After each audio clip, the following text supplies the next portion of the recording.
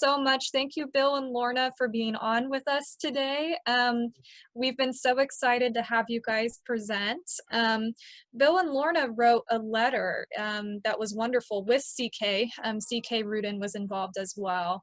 It was a letter to former cult members during COVID-19, and we had so much wonderful feedback from people who saw and read the letter. It was amazing. And just, it was incredible. It was shared all over social media. So I'm really excited to hear more about the impact of COVID-19 and former cult members. So with that being said, I'd love to turn the time over to you two. Thank you so much for joining. Sure. Thanks, Ashlyn. So maybe what we thought we would initially tell you was how this letter came about.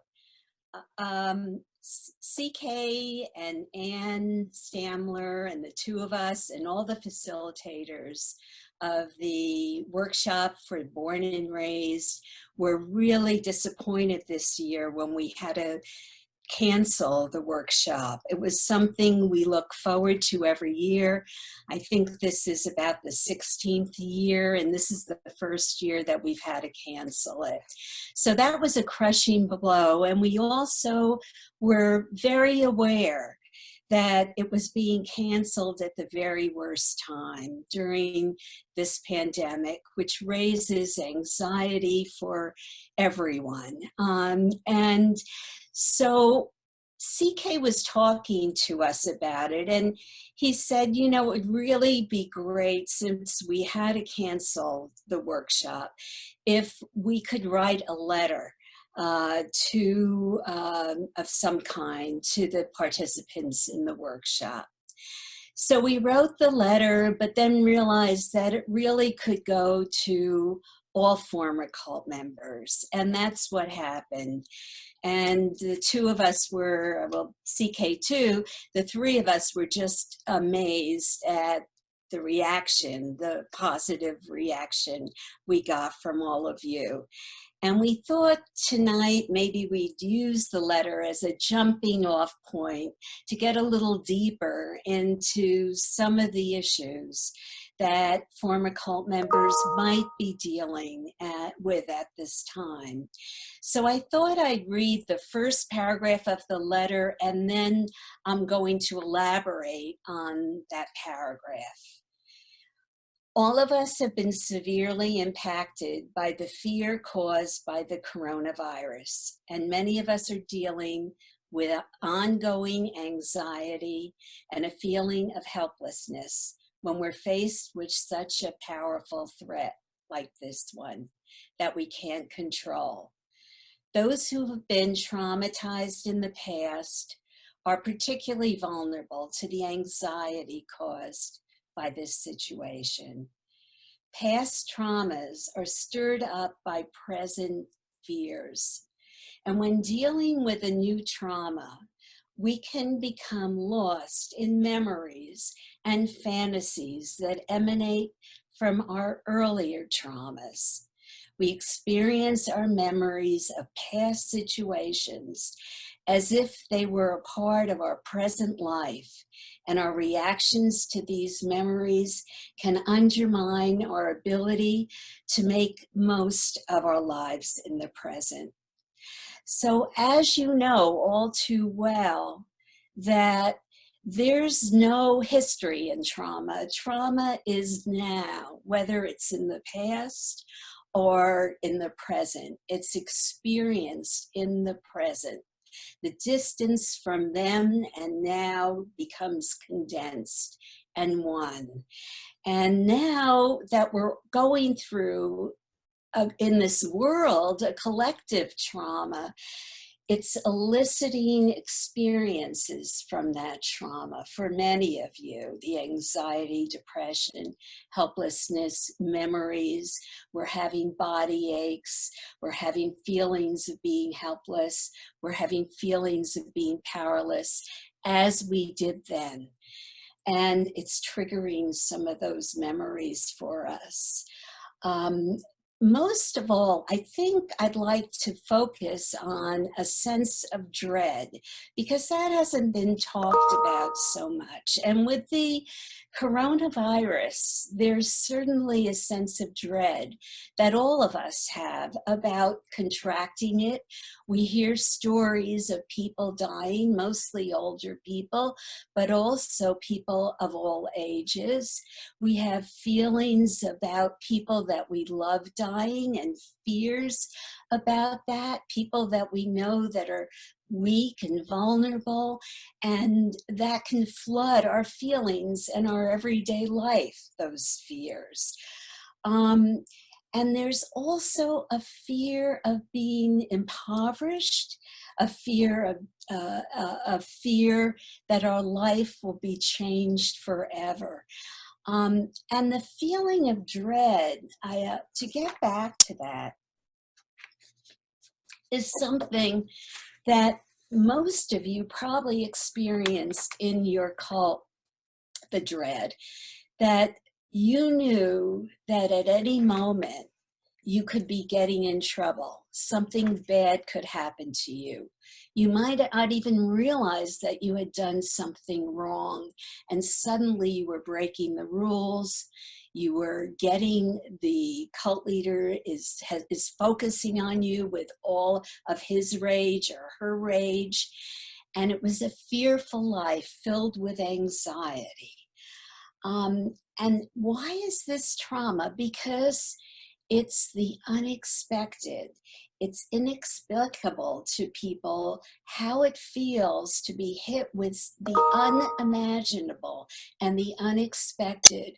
Who would have thought today that, who would have thought 6 months ago that all of us in this world would be sheltering in place? We just are not prepared for it. And this is something entirely new that this world has ever experienced.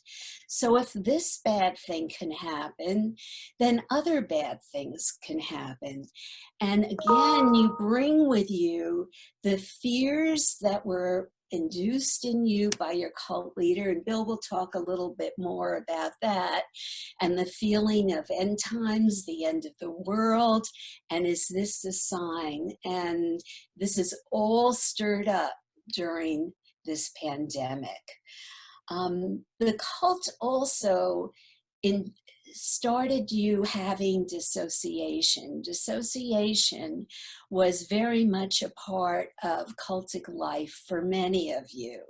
Certainly those who were traumatized early on in the cults had to use dissociation as a way to deal with the overwhelming feeling that the anxiety was so great that the only way that you could deal with it was disassociate.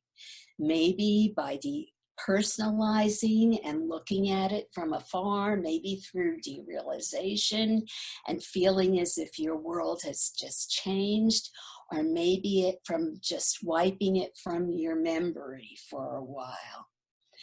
The other thing that after effect. Oh, get closer. Okay. So the therapist, working with former cult members, helps the former cult member get in touch with what those things are that induces dissociation. Okay.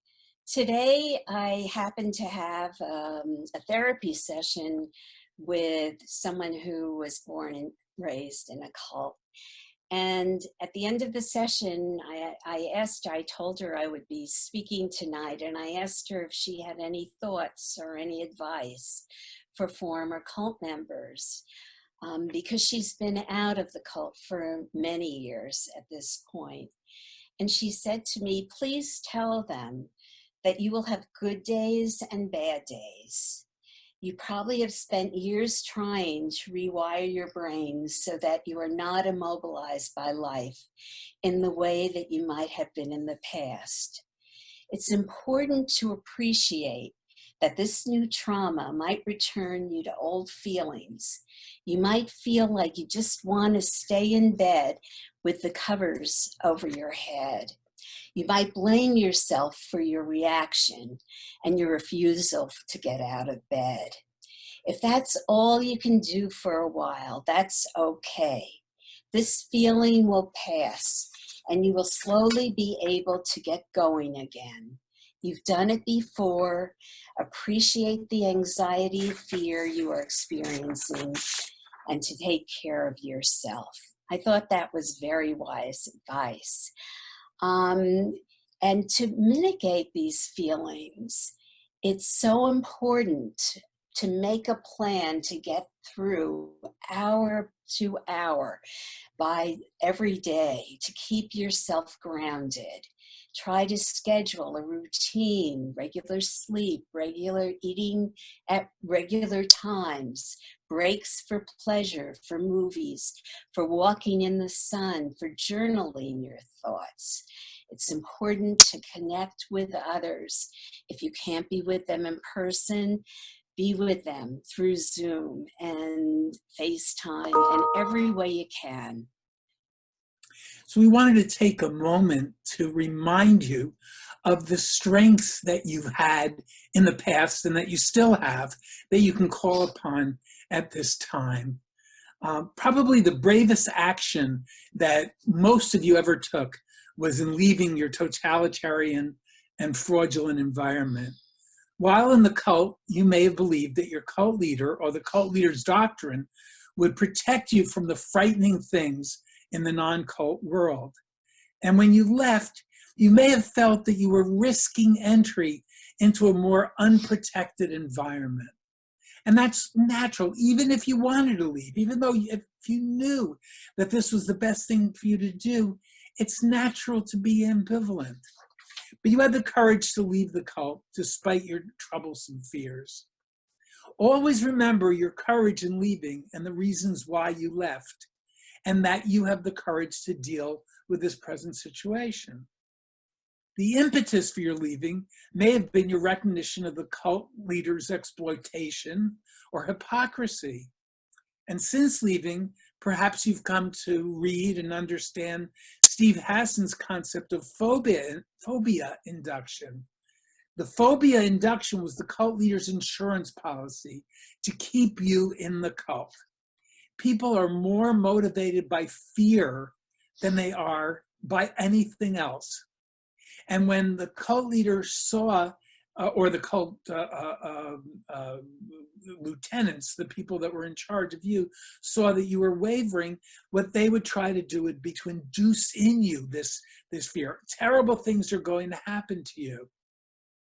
Now, when we're in this present situation where we see on the news terrible things happening to people, it can remind us of that situation and those fears. It's called the lottery fallacy. The lottery fallacy is somebody's got to win the lottery, so I'm going to buy a ticket and maybe I'll win. Well, of course, maybe you'll win, but the odds are very much against your winning. The lottery fallacy has a negative side too.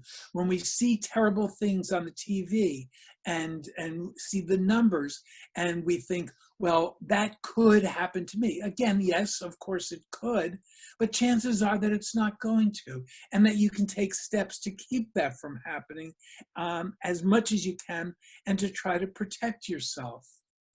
In this stressful situation, what might make you feel vulnerable is that you unconsciously yearn for that feeling of absolute protection that you once convinced yourself that you had in the cult. Of course, examining the situation realistically, you recognize that cult members are not protected from the virus by their membership in the cult, but your logical mind doesn't always overcome your gut level fear that situations like this can evoke. And we all have gut level feelings, all of us. Our minds the way our minds work, it's not that we start out with a small little mind and then we get a bigger mind and a more comprehensive mind and a more feeling mind, and then we get a bigger one and a bigger one, become more logical. It's not like that. That small little mind, if you will, that reptilian reaction, that small infantile mind is still always a part of us. And in times of trauma, it can be exacerbated and called upon again. Now, cults may claim that they have the perfect answer and be able to protect their members, but of course, we all know logically that they don't. We remember the cult in Korea a few weeks ago that spread thousands of cases of coronavirus throughout South Korea, or the Hasidic wedding in Brooklyn that made New Yorkers less safe, or the preachers with their mega churches who held churches despite the warnings, and some of whom have caught the virus and died. And we know that they're not invulnerable, even though their bravado made them say that they were. It might help you to remind yourself that the cult leader who you once saw as a protective savior dealt with his or her own feelings of insecurity, which they had, and vulnerability, which they had, by creating a false front of power and invincibility. If the cult leader had not been so insecure, he or she would have tolerated disagreement and challenge from others and rolled with the punches and gone with it, instead of getting furious at anyone that could doubt them. Despite an outward shell of power, a bully is always a fearful coward who can't tolerate the thought that somebody else could be wiser, more spiritual, more popular, or more powerful than they are. By identifying with the cult leader's sense of power and invulnerability, you may have felt that you didn't have to deal with the realities of a capricious and, in this case, somewhat dangerous universe. C.K. Reardon reminded us that many religious cult leaders also instilled fear into members by creating their version of the apocalypse or Armageddon or the rapture. In those leaders' representations of the end times, they purposely interpreted events such as those we're experiencing today and said that this is a sign from God. Of course, they were self-serving interpretations to scare and keep the members in line. And events such as our current one, although they're rare, have occurred since the beginning of time, and obviously none of them resulted in the end of times. While the events that are unfolding might trigger those reminders of the teachings of those leaders, they're just as false as the rest of the majority of their teachings were. Those who do well in crises are those who take action to gain some control over this situation. And this action may be established by the practice of reassuring routines, as Lorna said. Some people might find it helpful to take a break from the news. I know that I don't watch the news when they talk about the tragedies of people. I'm sorry that people have the tragedies. I'm sorry what they have to go through, but I find it just too disturbing and upsetting to me. And so I turn away. I turn off the news when those things come on. For some people, a walk, as Lorna said, a walk in the sunlight can be helpful. For others, books and movies can allow us to temporarily escape into a different world. Whatever it is that you find to be helpful, now is the time for you to be good to yourself and to do for yourself what's best for you. I read an article a few years ago from a therapist who would tell his patients that they should never listen to rock music if they want to calm down. Instead, they should listen to Brahms. Now, that's not universally true.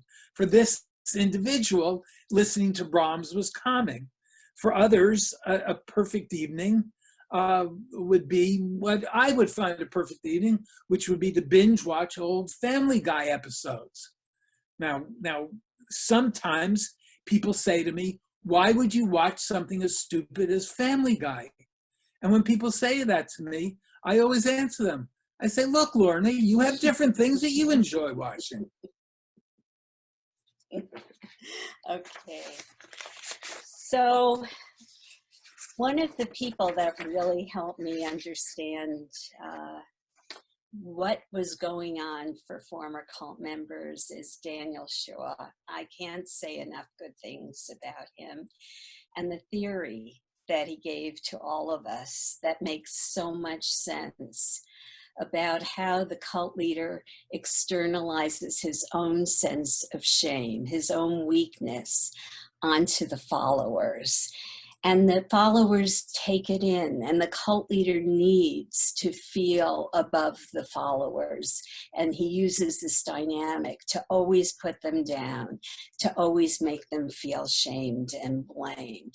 So certainly you're struggling with those feelings coming in a vulnerable time like now, that you blame yourself. What could have happened? What could I have done? What could I have done differently?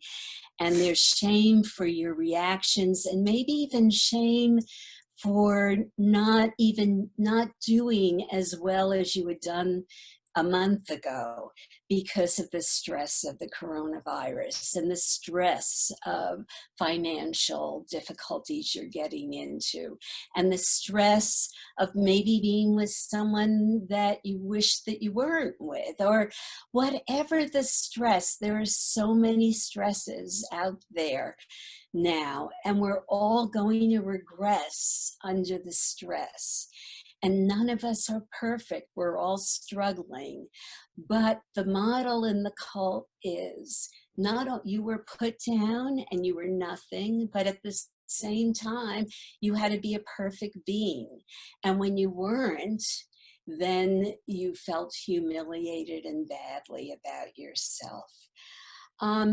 So let's move from blaming yourself for your mistakes to learning from them. That's something I always emphasize in therapy. The other thing, so much of therapy is attempting to help people have a more compassionate attitude towards themselves and others, because cults have no empathy, have no compassion.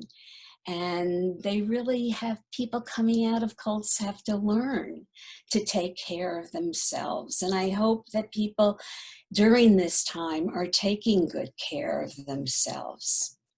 The other thing that we put in the letter is that we put information from Rabbi Kirshner's book, When Bad Things Happen to Good People.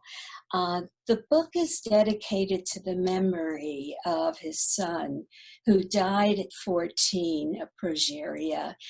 And after the death of his son, I think that Rabbi Kirshner really struggled a lot with how could this terrible thing happen to his son, happen to him, happen to his wife, happen, and out of that struggle, he wrote this book, which was a great comfort to me years ago when I was going through my own struggle. Now, I'm not sure if I believe in God or not, but it was a relief to hear that a rabbi was saying God wasn't omnipotent. God can't make decisions. God doesn't rule nature. There's a difference between perhaps God's presence, perhaps if there is a God that will be supportive and be there for us at difficult times, or a God that will make us feel that we would want the support of others when we go through difficult times. And that might be difficult for a lot of former cult members who feel that they've had to be so self-reliant, particularly those who are born and raised in cults. They felt like for years they could only rely on themselves. And it's a tremendous step for them to be willing to trust someone else enough to rely on them. The other thing, I had another session with a former cult member today, and I also asked her, in her wisdom, if she would give advice to former cult members. And she said, you know, first of all, it's very comforting to me for the first time. I've been struggling and I feel isolated, and my world has been so messed up. And now I can see everyone in the world is struggling. I don't feel different, actually, from other people during that time. The other thing that she said to me is she has more time on her hands. She isn't as busy with her job as she had been previously. So she takes every morning, and in the morning when she wakes up, she writes a little bit for herself to say, what am I grateful for in my life? And she does this very consciously and very deliberately because she could feel, after spending so many years in a cult, that what is my life for? I wasted all those years. But to focus on the gratitude and the good feeling that she has, what is good in my life, is a wonderful way to begin the day. So I leave you with that. And now if you all would like to ask us questions, that would be fine. Sure. So Ashlyn, wherever you are, Yes. there you are. Thank you guys so much for that presentation and for elaborating more about the letter, and where just some of that background is really interesting to know. So thank you very, very much. One of the questions came through, which was, let me pull it up so I can read it again. How would you guys respond if someone had left a fundamentalist Christian group? How would you respond to them feeling fear about the Armageddon right now during this time of COVID-19? Yeah, I would try to ask them where that fear came from, and recognize that it had to do with the teachings that they had gotten in the group. But I would try to help them to understand that fear, the fear of the unknown, is something that was that came to us very early in our lives. Some people would say we were born with it. It's one of the few fears that we're born with, and that we found in our infant life a nurturing person or people, usually parents, often the mother, that we felt protected us. And that when we get older, that fear can be given a name or given a doctrine, that somebody took advantage of that inborn fear that we all have and gave it a name and told you this fear is something on the outside, and I can help you to overcome it, or I can help you to keep you safe. Now, I'm not saying that you shouldn't have your beliefs. People have a right to their beliefs. That's not the issue. People have a right to see the Bible in their own way, and they have a right to see God in their own way, and that's fine. But there's another kind of interpretation, which says the kind of God that I would believe in would not be one who would want his people to be frightened all the time. The kind of God that I would want to believe in would be that kind of good parent that would be nurturing. Eric Hoffer, the philosopher, said that mass movements, which includes cults, can exist without a God, but they can't exist without a devil. And every cult has a devil, and whether they call it the devil or not. And it's a common practice that's used, what I said before. Fear is a greater determinant of somebody staying in line than offering them hope. So I would try to help them to put it into some perspective and to see that there's other ways of interpreting God or interpreting the times we're in. Thank you for answering that. And this morning, it was actually really interesting. Airbnb in which there's a gardener. There was someone who kind of in and out, helping with some of the plants nearby.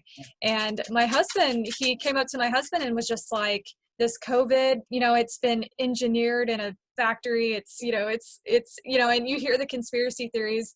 What would your advice be for navigating those conversations while protecting yourself from perhaps getting triggered again?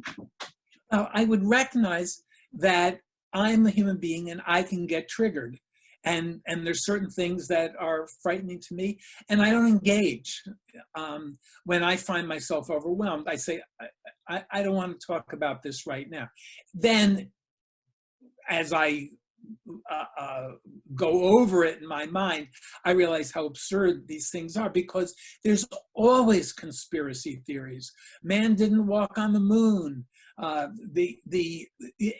It's a given that people would say the COVID virus was a communist plot. Some conservatives say it was started in a lab in China. In China, there's a false rumor that it was brought by American soldiers. The governor of Rhode Island closed off the borders to New Yorkers coming up. We closed off the borders to Chinese. It's always the other. It's always the other person. And if we recognize that all of us can be triggered by those feelings of fear, and what we do when we're frightened is we cling to the people and the group that's like us, and that's a natural part of a human being, then we can say, well, wait a minute. Why would it be this time? Why would it be this group? Why would they be right this time when they've been wrong so often before? Hitler said it was the Jews, and every group that has these conspiracy theories, it's always the other. It was witches. In Protestant countries, witches were always Catholic, and in Catholic countries, witches were always Protestant. It's always the other. It's always the other people that started this. So I think it would be helpful to take a step back. And also, there's scientists, there's doctors, there's people that are reputable, there's newspapers, people that you can rely on that are giving good information, and rely on them. And also related to that is denialism that we've seen, that people, it's very hard, for a long time it was very hard for people to face the enormity of what was happening, because it's more comforting to deny it. It's scary to face things, and people often rely on denialism instead. And that, I think, put our country behind the 8 ball and harmed us. Thank you for answering that. Before I read some more comments and questions, you guys have noticed there may be a poll that's come up on your page. If you are able to complete that, I think we just need like 6 more results. That would be great. It actually provides us with really valuable data moving forward with these webinars. So thank you for those who have answered. So moving on to one of these comments I received, someone said, I get frustrated with the alternative reality people because they remind me of what I was like, or of what I was like I was in my group. It makes me feel scared and angry when people in positions of power act like that.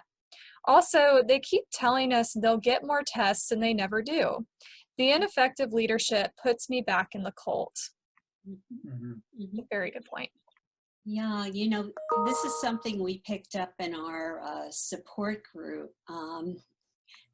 We've had the first support group last Saturday night online that we've ever had, and our support group is over 40 years. Wow. But it I think that a lot of the ways that the government has operated has triggered a lot of feelings for former cult members because some of the same dynamics seem to be in play.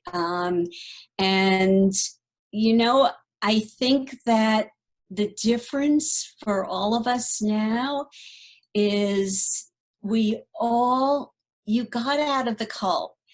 And that was a horrible environment. And it was so frightening to get out of the cult.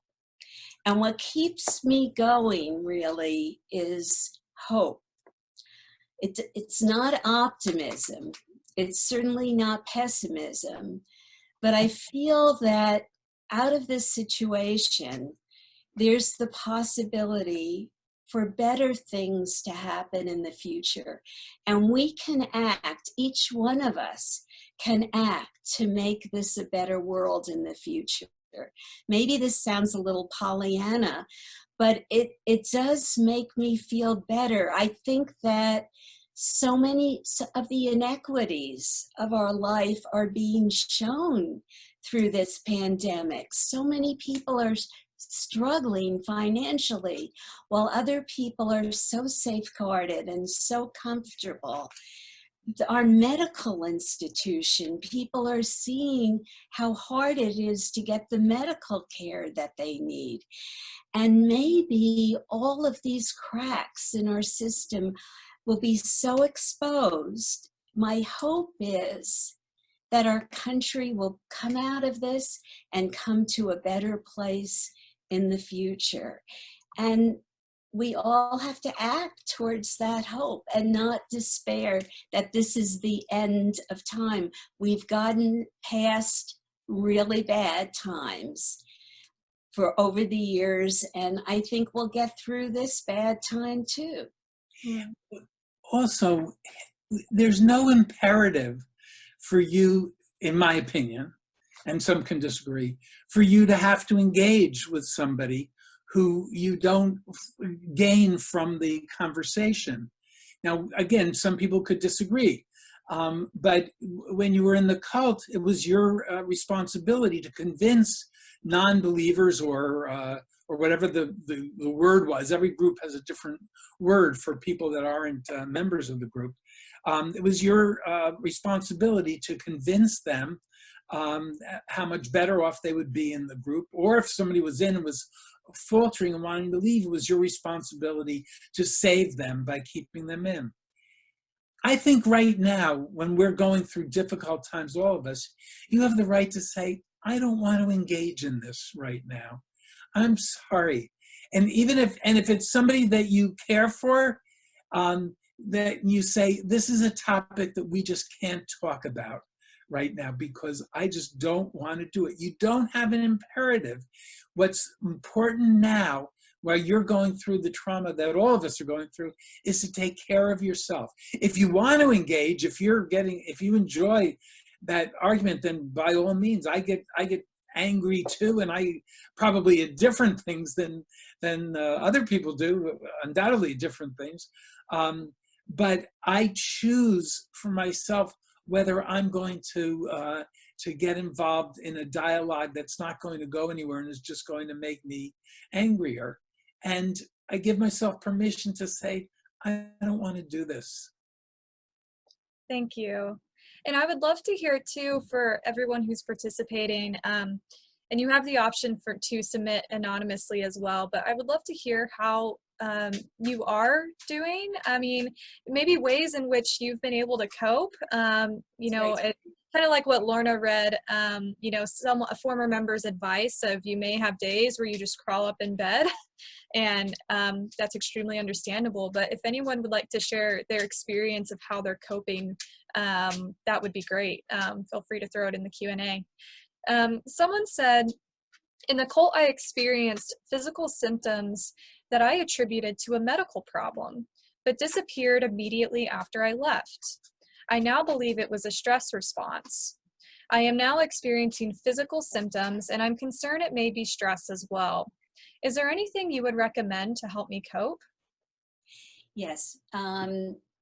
you know, first of all, the body speaks our emotions. And if you think about it, in the cult, when you couldn't speak for what you were feeling, no one was helping you, even giving you the language to speak about your feelings. That wasn't going on in the cult. So where did your feelings go?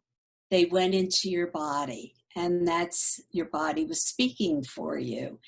Now, for all of us, what's happening with the stress we're under today, there's a regression for all of us to earlier ways that we dealt with the stress of our lives.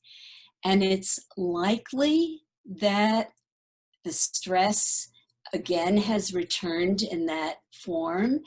And it's important to really allow yourself to think about, what are the things that are making me stressed out? What are the things I can do to help myself with those things? Try to bring it to your mind. Maybe talk to someone, and that will help you get out of you, you know, what you're feeling. The other thing is that for a lot of people in cults, there was no medical attention at all. And I know that right now is a difficult time for people to reach doctors and get medical help because of the emergency situation we're under. And hopefully, you know, we're starting to flatten the curve, at least in New York area. They're feeling that it's starting to level off a bit. And doctors might become more available again. And when I'm working with people and they have physical symptoms, I never make the assumption that it's just stress.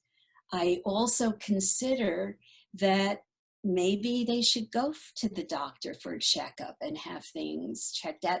It's not something they're used to doing because nobody was really taking care of you in that way in a cult.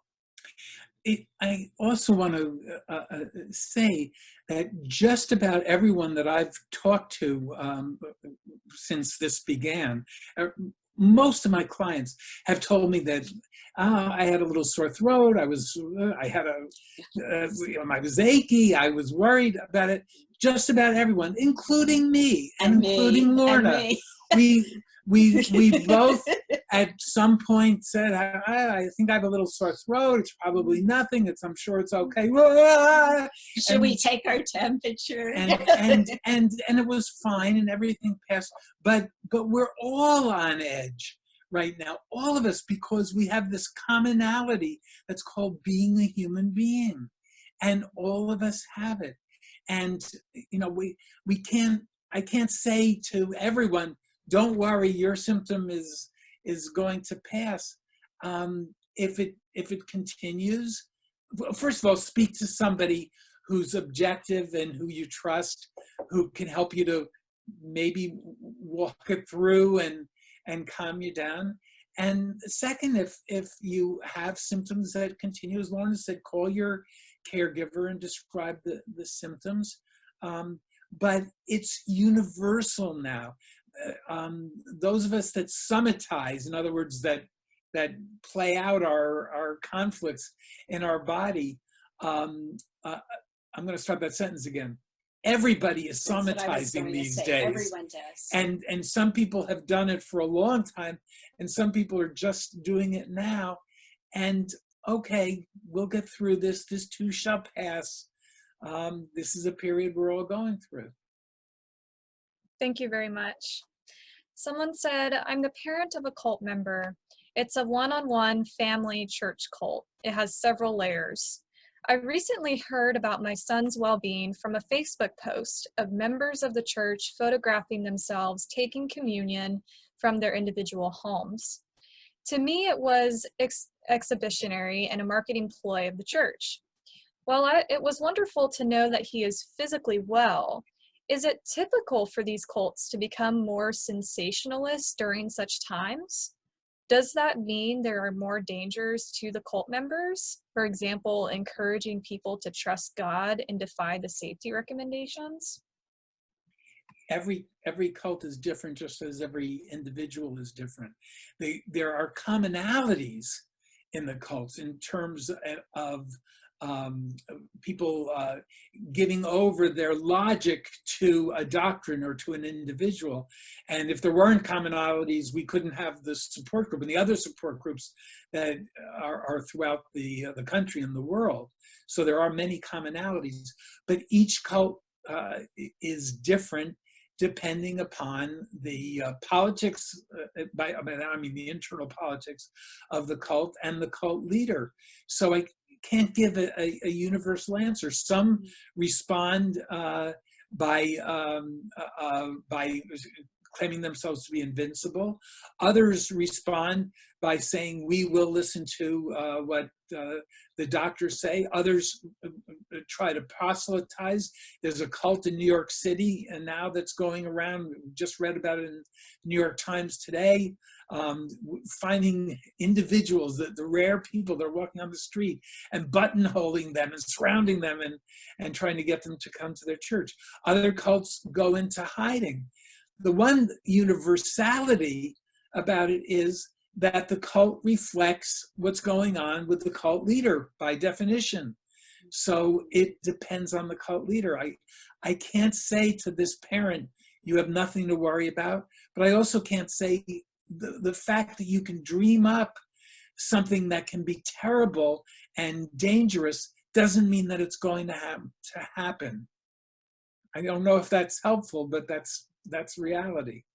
Thank you. Someone else commented, I live in an apartment with my son, and the shelter-in-place order is making me feel somewhat imprisoned. I don't see an end in sight, and this causes me anxiety. I need to stay strong for my kid, but sometimes the feelings of anxiety become overwhelming and familiar. Yeah, I think that, again, the feeling of being imprisoned makes all the sense in the world for someone coming out of a cult. Of course, you would feel that way. But how can you feel less imprisoned? That's the main question here, right? So I would suggest, that you organize your day, and if you can take breaks with your son, play games, read story. I don't know how old is the son? They didn't say. I'll let you know if they type an answer though. I don't know if it's a small child or an older child. Mm-hmm. But have fun, try to have fun. Do fun things, cook together, just try to plan creative, fun activities, something you couldn't do in the cult. The cult was... he's 15. Excuse me? 15. Oh, wow. Oh, okay. Okay. But maybe 15-year-old, they can be rough, but they might still play games. They might play games, and what were you going to say? And you can talk to them, and you can say, I love you, and we're both in this together. But it would probably be a good idea for us to have some time just to do our own things. Oh, I'm sure. Usually with a 15-year-old, sure they do. They've got their phone, so they find that time. Yeah. But just to be honest enough to be able to say this is really hard for both of us, and we've got to really work hard at not getting on each other's nerves and being as thoughtful with each other as we can until this is over. And again, what I said before, this too shall pass. Think of that glorious day when your son can be with his friends and doesn't want to be around you, and that'll be wonderful. And really, between FaceTime and Zoom and, things, you can reach out to others and spend time talking with others so that you don't feel so locked in. But know that that feeling of locked in and being imprisoned is intensified because of your cult experience. But everyone feels it. It's not so unusual today. Thank you. Someone said, I'm coping by joining online events like this. Also getting to know my neighbors better. The ground floor condos have patios, so we can walk by each other's places and social distance visit. I was already an introvert who likes to work at home, so I'm getting a lot of work done. My worst worries are to think of the suffering this is causing for everyone. I also worry about being sick. I just want to mention something that our son does. Our son lives in Brooklyn, and he's in a condominium, and he has organized trivia nights for all the people in his condominium. He puts up a time, 8 o'clock on Monday, and they can tune in, Zoom in with him. And the questions he asks are things in the neighborhood.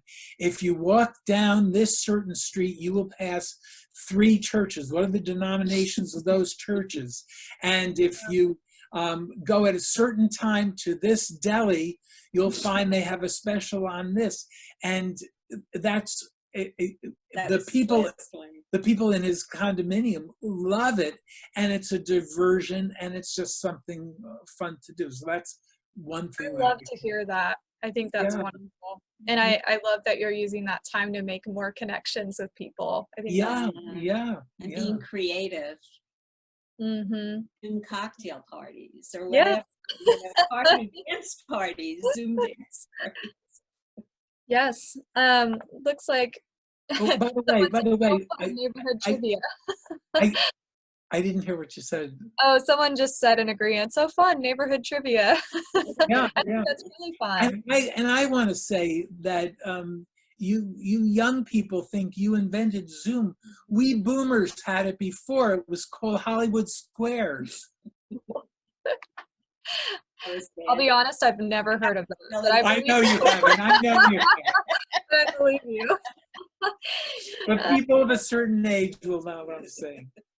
Not to kind of, just because of the way our time is drawing to a close here, not to end on, an intensely sobering note, but, I think it was brought up this morning. So in our webinar this morning, we talked about LGBTQ, and we talked about how, a lot of kids maybe, or LGBTQ persons may be having to go home and live with their parents during this time, and they may not be treated well at all, with their families. And, even if you're not LGBTQ, that could, I feel like, apply to former cult members. It's possible maybe that there's people in situations at home that aren't healthy, that isn't the best environment for them during this time.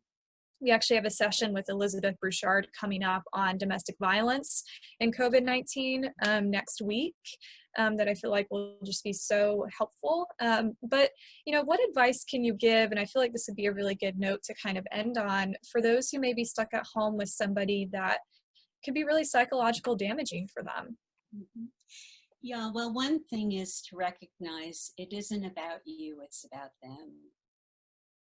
And that's a very hard thing to feel, because particularly in coming out of a cult, it was always about you. In other words, whatever was wrong was about you. That was the projection of the cult leader. And the more that you can understand that this person has their own personality with their own limitations, and perhaps you can expect very little from this person, the less you'll be hurt with every interaction. And protect yourself as best you can. Keep reaching out to other people. Use the media. Use your social media. That's what's so good about the media now, is that you have a community even when you're isolated, and it's that's just a nightmarish situation that you're describing. Yeah, but at least there's other people now that you can reach out to who are part of your community and understand. Mm-hmm. But maybe you can find some small steps to find that person tolerable and that the two of you can watch a movie together and laugh over the movie, or the two of you can prepare a meal together and keep the interaction very light. You know, if you look back on your life with your parents, maybe there were little moments that weren't completely horrible, and try to remember that about them, about that person as well. But at the same time, know who they are. And if you just keep expecting them to change in some way, if you don't know who they are, then you're only going to subject yourself to heartache. Thank you. And I just feel like it's so important that, you know, people know about their options who may be stuck in a, you know, less ideal situation. So thank you. Just, man, thank you both to you, Bill and Lorna. It's so good to see you both. It looks like we're about out of time here. Before we totally get off today, I wanted to highlight tomorrow's sessions. Tomorrow is the 17th at noon, 12 p.m. Eastern time. We have a live presentation with Mark Wingfield and Cindy Matthews on spiritual practices during uncertain times, spiritual abuse, and transgender individuals. At 8 p.m. Eastern time, we have a session with Eva Mackey. She'll be talking about facilitator. She'll be talking about parenting challenges after the cult. On Saturday at noon Eastern time, we have a live presentation with Q&A. It's called Don't Waste Your Quarantine, Recovery Strategies for Former Members During the Coronavirus Crisis with Doug and Wendy Duncan. And then on Monday at noon Eastern time, we have a live presentation with Elizabeth Bouchard on coping with domestic abuse in COVID-19. These sessions will be finished and concluded with a wrap-up Q&A on Tuesday. At noon, we're going to have just a Q&A with Jilly, and then at 8 p.m. we'll have just a Q&A with Rachel Bernstein. So with everyone, and you know, everyone's participation has been excellent throughout this series. If you guys have any final questions for mental health professionals, you know, for strategies to cope, that would be the day that you won't want to miss. So thank you again, Bill and Lorna, for joining me today. You guys were excellent. Thank you. Very good. Thank you. Good luck, everyone. Bye. Thank you. Stay safe, everybody. Too. Bye.